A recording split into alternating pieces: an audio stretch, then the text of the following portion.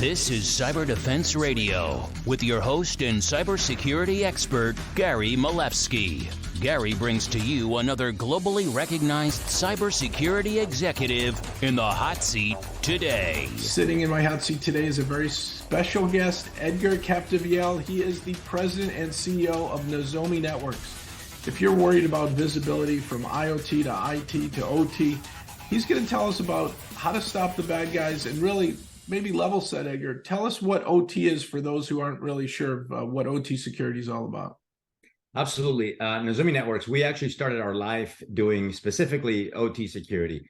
And OT really refers to those industrial control networks that protect all of our critical infrastructure, from electric utilities, oil and gas, all sorts of manufacturing, whether it's automotive, pharmaceutical, but also all sorts of human transportation, whether it's maritime, ports, airports. Industrial control networks are everything. The term OT, which I'll use interchangeably with ICS, stands for operational technology, and ICS, industrial control systems.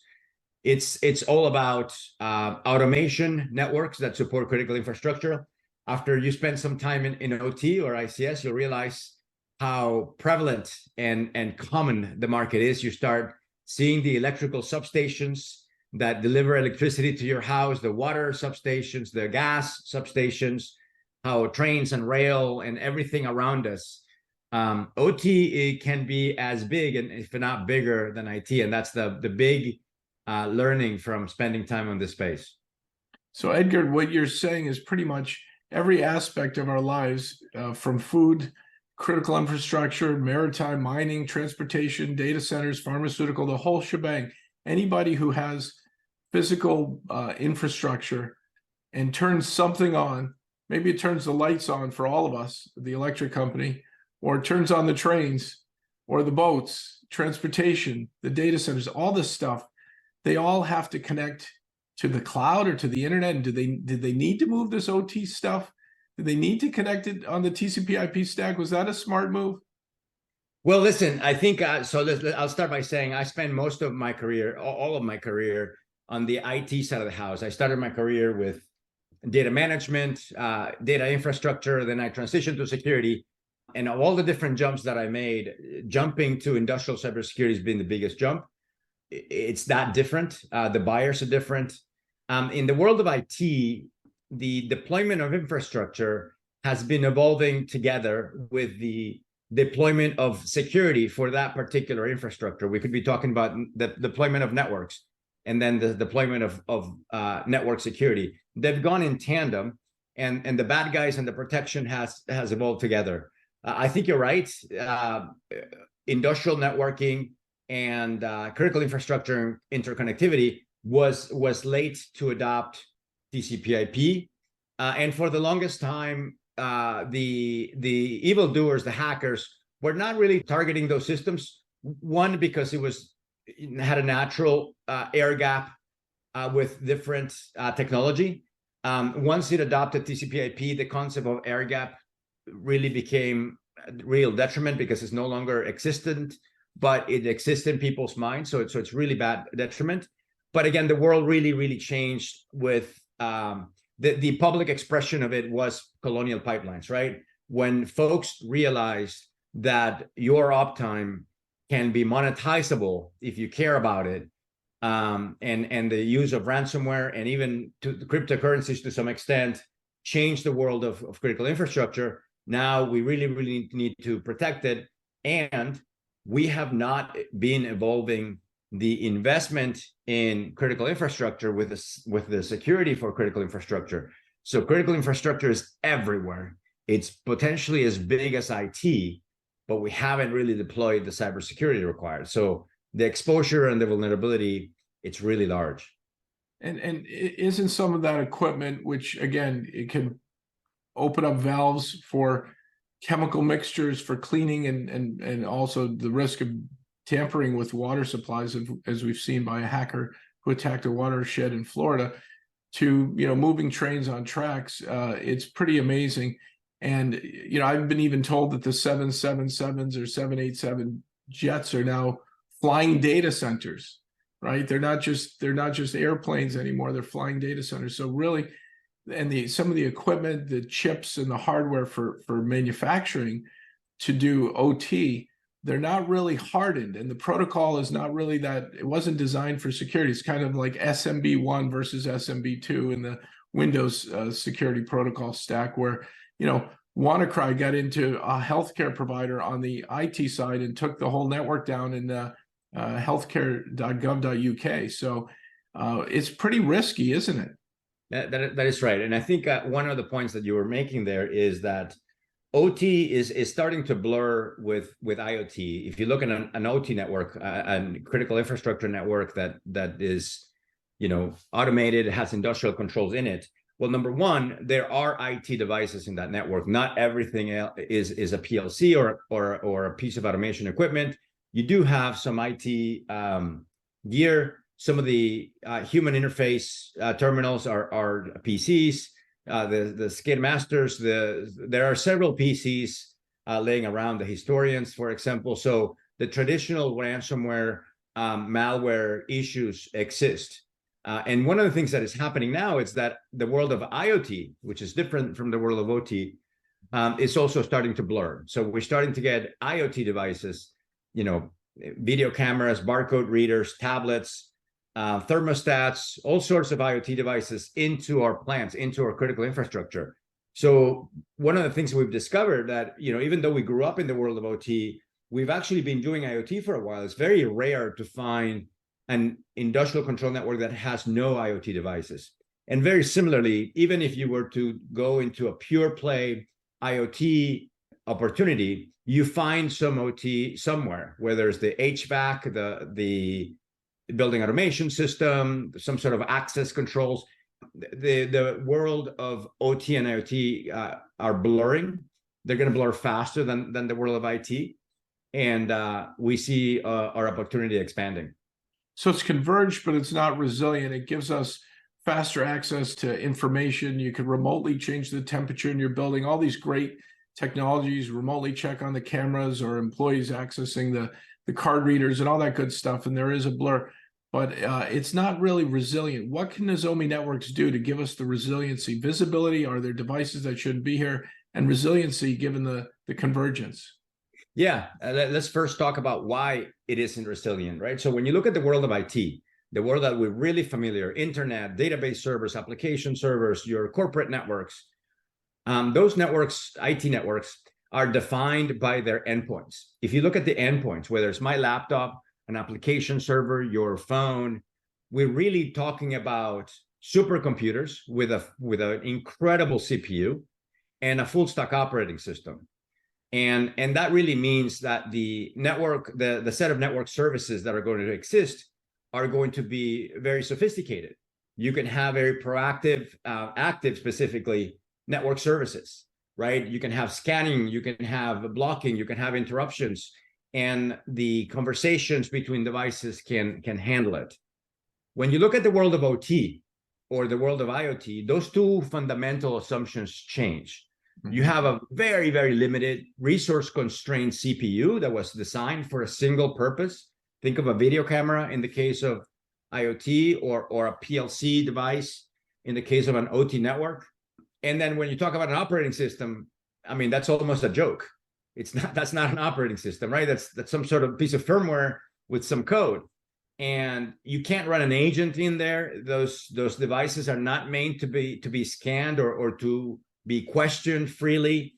And the impact is that they may reset, they may behave erratically, and that cannot happen in a plant. It's just not allowed. So the world of IT security, from its beginning, evolved in active mode. So active scanning, active probing, active questioning. What firmware level are you in? And everybody was okay with that. And like I said, if you had a hiccup here and there, it was not a big deal. But the world of OT, first of all, it grew up without cybersecurity, right? Because we already talked about initial natural barriers associated with networking technology. And then the lack of profits, right? There was no money, there were no credentials. The ransomware plus cryptocurrency effect that is publicly reflected with Colonial Pipelines had not occurred. Those two things are not true. So now we're trying to catch up. Solutions from the IT world don't really work because they're active. We can't have them come in and shut down our plants. That's why Nozomi Networks has been really successful, because we've created a passive technology from scratch that is designed for OT. In our space, you'll see that anybody who wants to play in our space, even if you're some of the largest network security vendors in IT, if you're going to enter our space, so far, only people have done it via acquisition, because you really, truly have to create a product from scratch. And in a larger company, it's really impossible to say, I'm going to start product from scratch that is not going to leverage what I'm already doing, right? So that's why our space was full of early entrants, and Nozomi has been one of those companies that has now taken the leadership role in the space of OT and IoT security. Now, for some of our viewers and listeners, passive versus active, you grab an Nmap and you Nessus and you crash the print server, right? I found the print server, I got the MAC address, but I crashed it. If that were, an operating room piece of gear, you really can't go active probing. So you have to be very innovative, and Nozomi's got a way to passively, which means it's really happening in real time, but you're aware of assets as they come and go. And now, do you detect their weaknesses, their vulnerabilities, and do you help harden or defend against the exploits that are out there that could really cause human harm? That's correct. So that's correct. That's the difference between passive and active. Imagine that this was a network, you and me talking right now. So the corresponding active solution would be a third person entering into this conversation and starting asking questions to you and me. And then, we have a good CPU, we have good software, so we can answer those questions. The passive example would be, well, we can't see anybody, this interview is being recorded. Somebody's watching a recording of this conversation, and based on what you can hear, you create your asset inventory, you create your vulnerability map, you basically ascertain everything that you need to ascertain on the network. Now, the world is evolving. For example, today we do have a module for active probing. We call it smart polling, as the name implies. It does active pinging in a very selective way, only after we've exhausted all of our passive techniques. It does it in the dialect of the particular device, and it does it minimally, just to close any gap that you may have in the way that device is expecting it. So most devices, for example, can share their diagnosis information. Windows machines can tell you what patch level they have, and so forth. So customers that have gone through the passive experience can now go to an experience active. And then very similarly, our space really started on premise, where the word cloud was forbidden. But as you get comfortable with the solution, then you get a lot more comfortable sending data to the cloud, using artificial intelligence, and doing a lot more. For example, quickly deployed on a smart city. If the cities can get smart, they definitely need Nozomi Network. So quickly, how fast and how easy it is to deploy and get a proof of value and say, look, we found devices on the network that have issues. Is it a week? Is it a month? Is it 5 minutes? How do we get deployed? In a proof of value, we can actually do it fairly quickly. It's not as quick as in the world of IT, where you can simply deploy an agent or change a configuration to reroute traffic. Here, the world is physical. So you have to get to the industrial control network. You have to create, have a span port, mirror port, or network tap access. And then once you're getting a copy of the data, then you're rolling. It's very rarely when we have a proof of value and we don't find something that is shocking to the customer, whether it is a CMC communication over to a country that isn't supposed to be happening, active, malware moving around in the control network, public connections to the internet, all sorts of things, open password, default passwords going back and forth, unauthorized access. It is very rarely that we don't find something. So we're slowly but surely demolishing this perception that we're safe because we're air gapped and nobody's really targeting these networks. So on a case-by-case basis, do you have threat intel research hunters, or do you have people, consultants that help set things up? Do you work with MSSPs or MSPs? how do folks get a hold of Nozomi Networks and get deployed? Yeah, absolutely. We are extremely proud of our partner ecosystem. About 80% of our business is fulfilled and delivered via partners. We have on one side a two-tier distribution model that reaches customers globally through their local VARs. But we also work with our global strategic alliances, which include some of the larger system integrators in the world, whether we're talking about the Accentures, the IBMs, the Deloittes, the Ernst & Youngs, the NTTs, all sorts of Atos, all sorts of folks globally. Mandiant, I'm gonna forget somebody, and they're gonna get upset. But some of the most we have a strong partner ecosystem, and I think what makes our partner ecosystem solid is that we just don't sign an agreement and we're done. We have requirements for ecosystem partners to have what we call Nozomi certified engineers on staff, and that's a very serious certification that Nozomi provides. You need a test to even start the program, and then you need a test to exit the program. And when we tell somebody that they are a Nozomi certified engineer, which is the base certification, there's other certifications for managed services, for other things, then they are at the right level of skill set to deploy Nozomi networks in an industrial control facility. That is wonderful. And Edgar, is there anything that we haven't covered that you'd like to share with our viewers and listeners? Well, listen, the pace of innovation in this space is pretty aggressive. We've introduced our cloud SaaS application a couple of years ago. It's been 1.5 really full year of revenue. You can call it 2 years. And in our last quarter, it represented 1/3 of our new business and 1/3 of the POVs. So for having a brand new product become 1/3 of your opportunities means that the market is ready and that innovation is happening.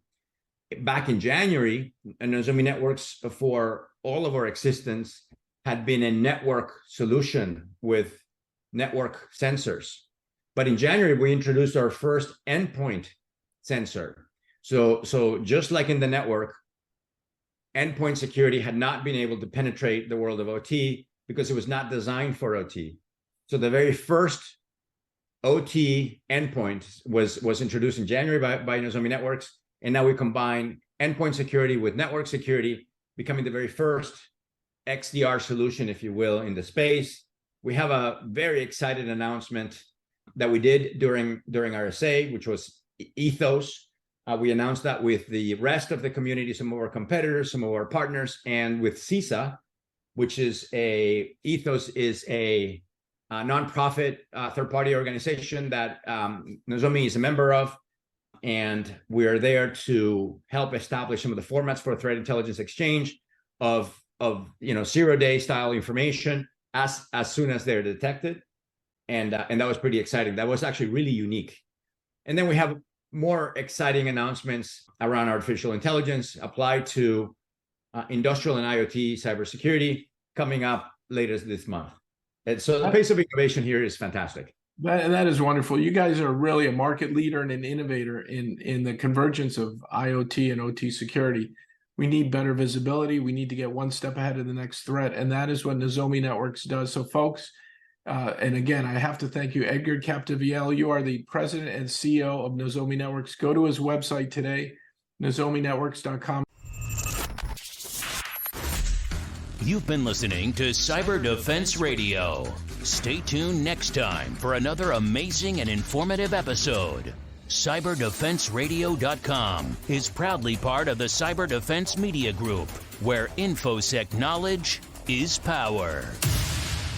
Cyber Defense TV and Cyber Defense Radio have launched 24/7 by 365 live streams. Visit them online today at cyberdefense.tv and cyberdefense.radio with your host and globally recognized cybersecurity expert and my good friend, Gary Malevsky.